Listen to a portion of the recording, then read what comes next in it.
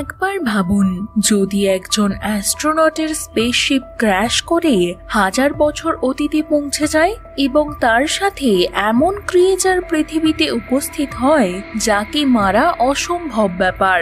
বন্ধুরা, এরকমই কিছু দেখতে চলেছি আমরা আজকের এই সায়েন্স ফিকশন মুভিটিতে। আজ যে মুভিটি আমি এক্সপ্লেন করব তার নাম হলো আউটল্যান্ডার এবং মুভিটি রিলিজ হয়েছিল 2008 সালে। মুভির শুরুতে আমরা দেখতে পাই ভেন্ডাল এরা, অর্থাৎ সাল 550 থেকে 790 পর্যন্ত সময়কাল, যেখানে একটা স্পেস ক্রাফট ক্র্যাশ হয়ে দ্রুততার সঙ্গে পৃথিবীর দিকে আসছিল। তারপর ওই স্পেস ক্রাফট অর্পেন লিচানের একটা লেকে পড়ে যায়।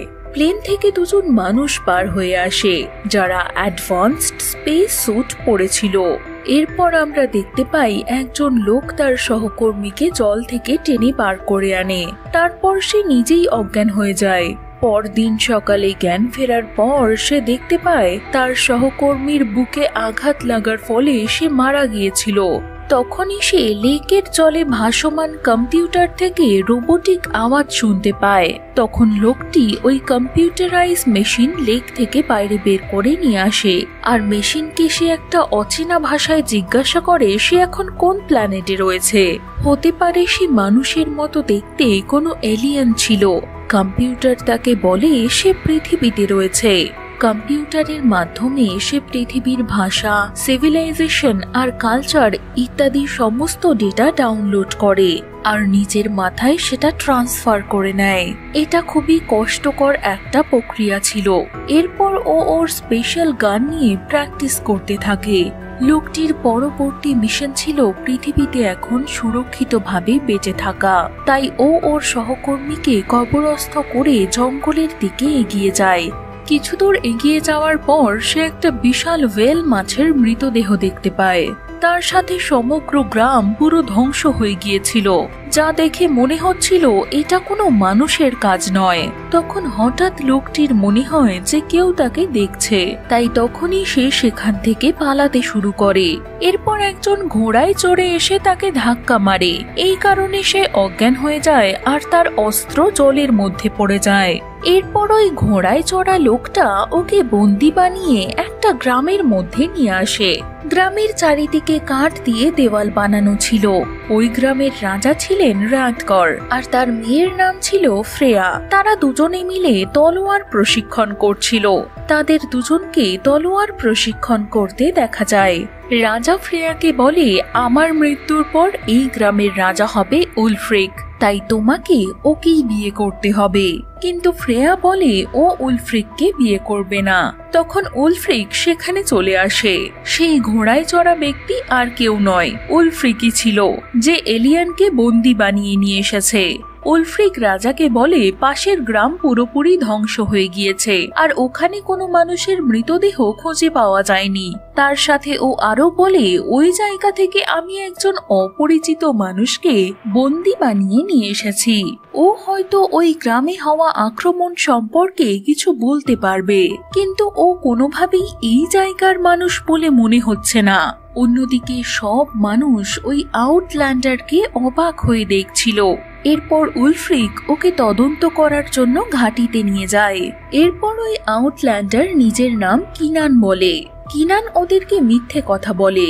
ও বলে ও নর্থের একটা আইল্যান্ড থেকে এসেছে আর ওই গ্রামকে ড্রাগন ধ্বংস করে ফেলেছে।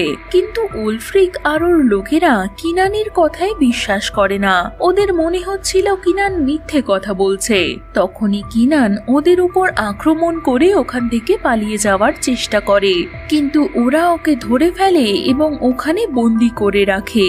এরপর ও লোহার জ্বলন্ত আগুন দিয়ে ওর হাতের বাঁধন খুলে ফেলে। তখন ফ্রেয়া ওখানে আসে ওকে ওষুধ লাগিয়ে দেওয়ার জন্য আর জিজ্ঞাসা করে, তুমি কি ব্রিজের উপর আক্রমণ করেছিলে? কিনান উত্তরে না বলে। অন্যদিকে রাজা উলফ্রিককে জিজ্ঞাসা করে লোকটা কিছু বলেছে কিনা। উলফ্রিক বলে না।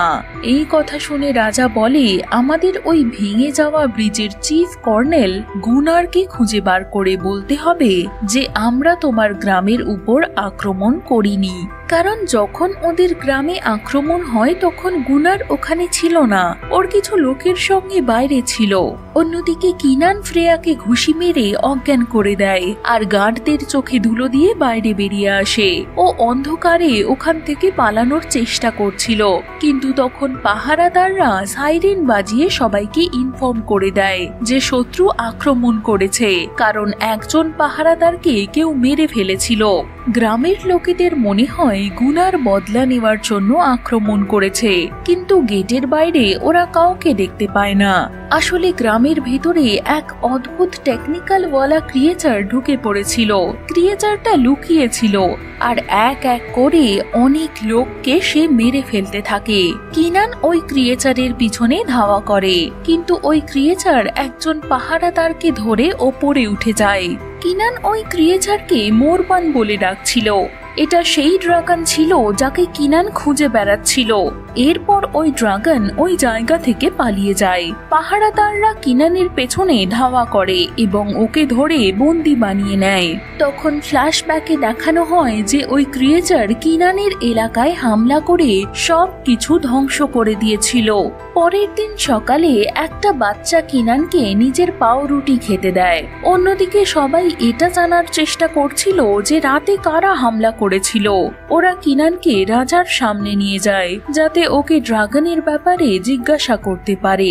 কিনান ওদেরকে বলে এই ড্রাগন নিজের আলো দিয়ে সবাইকে নিজের দিকে আকর্ষিত করে আর তারপর তাদের মেরে ফেলে। এই ড্রাগন আমার এলাকার লোকেদের উপরেও আক্রমণ করেছিল। কিনান বলে এই ড্রাগন আমার সঙ্গেই এখানে এসেছে, অর্থাৎ ওই স্পেসশিপে লুকিয়ে। এই কথা শুনে ওখানে উপস্থিত লোকেরা ওকে মারতে থাকে। তখনই রাজা বলে যে কিনানের গল্পের ওপর ওনার বিশ্বাস নেই। এরপর কিনান বলে তোমরা যদি ওই ড্রাগনকে মারতে চাও তাহলে আমাকে সঙ্গে করে নিয়ে চলো। এরপর ওরা ওই ক্রিয়েচারকে শিকার করতে বেরিয়ে যায়। রাস্তায় কিনান রাজাকে বলে যে এই ক্রিয়েচারকে যদি আটকানো না যায় তাহলে এই গ্রামের অবস্থাও আমাদের এলাকার মতোই হবে। এগিয়ে যেতে যেতে ওরা প্রচুর মৃতদেহ দেখতে পায়। তখন উলফ্রিক বলে আমাদের গ্রুপে বিভক্ত হয়ে আলাদা আলাদা জায়গায় যাওয়া উচিত। কিনানের এই মতামত ঠিক বলে মনে হয় না, কিন্তু রাজা উলফ্রিকের কথা মেনে নেয়। ওরা সবাই আলাদা আলাদা দলে বিভক্ত হয়ে এগিয়ে যায়। রাজার সঙ্গে একজন সোলজার ছিল যার নাম বোরোমির। ওদের সামনে হঠাৎ ঘোড়ার একটা কাটা মাথা এসে পড়ে, যা দেখে ওরা দুজনেই খুব ভয় পেয়ে যায়। অন্যদিকে দুজন পাহারাদার একটা গুহার বাইরে জ্বলে যাওয়া শরীর দেখতে পায়। তারপর হঠাৎই গুহার ভেতরে ওরা ভয়ঙ্কর কিছু দেখতে পায়। তারপর ওদের চিৎকারের আওয়াজ শুনে সবাই ওদের দিকে দৌড়ে যায়। ভেতরে ওরা এক হিংস্র ভাল্লুককে দেখতে পায়। ওরা ভাল্লুকের সঙ্গে লড়াই করতে থাকে এবং অবশেষে কিনান ওকে মেরে ফেলে। কিনানের সাহসিকতা দেখে রাজা ওর হাতের হাত করা খুলে দেয়। এরপর উলফ্রিক ওই ভাল্লুকের মাথা কেটে ফেলে। এরপর ওরা গ্রামে গিয়ে নিজেদের সফলতাকে সেলিব্রেট করে।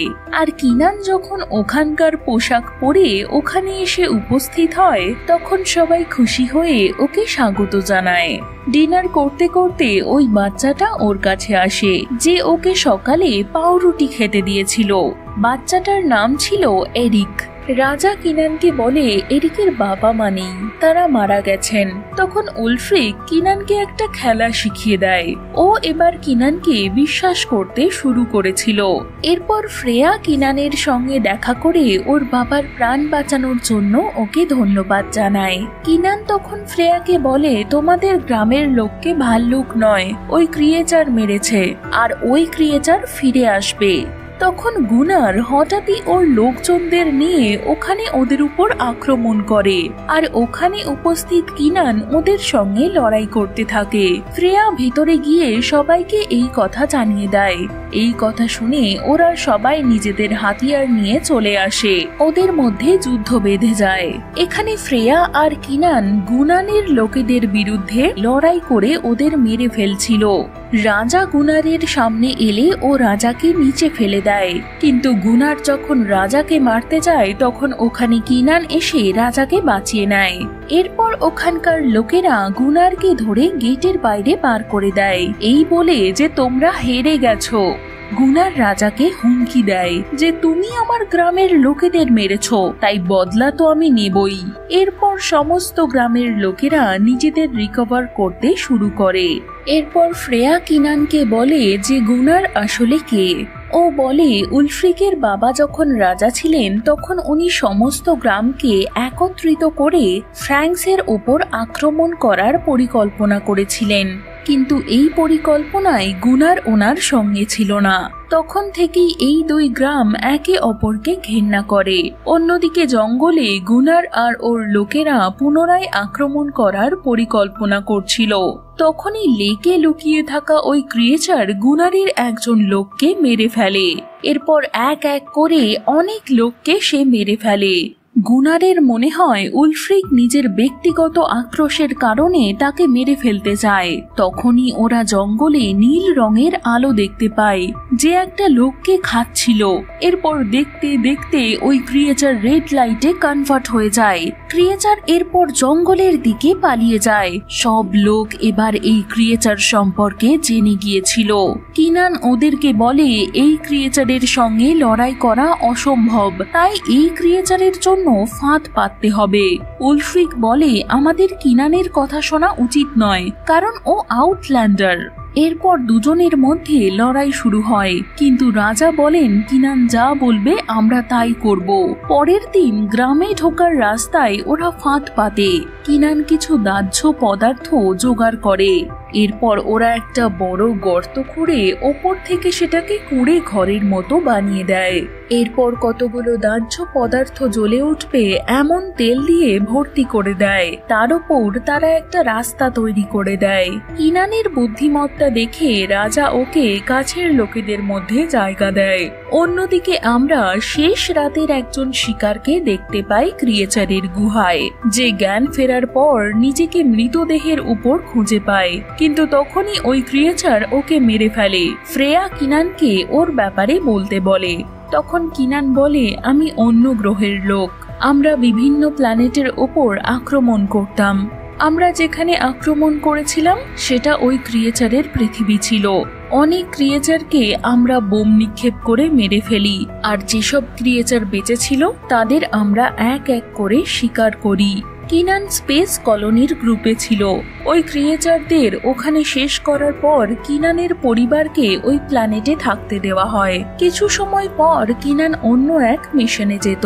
তখন ও জানতে পারে যে একটা ক্রিয়েচার বেঁচে গেছে, যে কিনানের সম্পূর্ণ সোসাইটি ধ্বংস করে দেয়। এরপর ও স্পেসশিপে লুকিয়ে এখানে চলে আসে। ফ্রেয়া বলে এখানে তো তোমার কোনো ভুল ছিল না। ফ্রেয়া কিনানকে ওদের রাজকীয় তলোয়ার দেয়। এরপর রাতে সবাই তৈরি হয়ে গ্রামে ঢোকার দরজা খুলে দেয়। কিনান আর উলফ্রিক বাইরে গিয়ে ওই ক্রিয়েচারের জন্য অপেক্ষা করতে থাকে, কিন্তু ওরা কিছুই দেখতে পায় না। কিনান জঙ্গলের দিকে নিজের মশাল ছোড়ে। তখন ওই ক্রিয়েচারকে দেখা যায়। তখন হঠাৎই গ্রামের প্রিস্ট সামনে এসে প্রে করতে থাকে। প্রিস্ট মনে করত যে এই বিস্ট লুসিফারের পাঠানো ডেমন, কিন্তু এই ক্রিয়েচার প্রিস্টকে হত্যা করে। এই দৃশ্য দেখে উলফ্রিক আর কিনান গ্রামের দিকে দৌড়াতে থাকে। ক্রিয়েচারও ওদের পেছনে পেছনে আসে। দুজনেই শিল্ডের সাহায্যে ওই দরজাটা পার করছিল। উলফ্রিক হঠাৎই ওই গর্তের মধ্যে ক্রিয়েচারকে সঙ্গে নিয়ে পড়ে যায়। এরপর গেট বন্ধ করে দেওয়া হয়। কিন্তু অয়েলে আগুন লাগানোর আগে কিনান কোনোভাবে উলফ্রিককে ওপরে তুলে নেয়, যার পরে বিশাল বড় বিস্ফোরণ হয়। সবাই এটাই দেখছিল। এমন সময় একটা ছোট ক্রিয়েচার মহিলা আর বাচ্চাদের উপর আক্রমণ করে। সবাইকে বাঁচানোর জন্য ফ্রেয়া ওই ক্রিয়েচারের সঙ্গে লড়াই করতে থাকে, কিন্তু নিজের মেয়েকে বাঁচানোর জন্য রাজা এগিয়ে আসেন। উনি এই ক্রিয়েচারের সঙ্গে লড়াই করতে পারছিলেন না। অন্যদিকে বড় ক্রিয়েচার আগুনের হাত থেকে নিজেকে বাঁচিয়ে বেরিয়ে আসে। সে আগের থেকেও আরো বেশি হিংস্র হয়ে উঠেছিল। উলফ্রিক, কিনান আর গুনার ওর সঙ্গে লড়াই করতে এগিয়ে আসে, কিন্তু ওরাও ওই ক্রিয়েচারের সামনে টিকতে পারে না আর গুনার মারা যায়। তখনই এরিক ওখানে এসে কিনানকে অন্য ক্রিয়েচারের কথা বলে। ওরা ওই দিকে দৌড়ে যায়, কিন্তু রাজাকে হত্যা করে ওই ক্রিয়েচার ততক্ষণে ওই জায়গা থেকে চলে গিয়েছিল। পরের দিন জীবিত সকল গ্রামবাসী ওখান থেকে চলে যাওয়ার সিদ্ধান্ত নেয়। তবে এরিক কিনানের সঙ্গেই থাকতে চায়, কিন্তু কিনান ওকে বাকি সকলের সঙ্গে পাঠিয়ে দেয়। এরপর ও নতুন রাজা উলফ্রিকের কাছে যায়। ও খুবই হতাশ হয়ে পড়েছিল। এরপর ফ্রেয়া আর বর্মার চলে আসে। কিনান বলে ওই ক্রিয়েচারকে হত্যা করতে হলে আমাদের ওর আস্তানায় যেতে হবে, কিন্তু এর জন্য অনেক বেশি অস্ত্রের দরকার হবে। বোরোমির বলে অস্ত্র তৈরি করতে ম্যাটেরিয়াল লাগবে।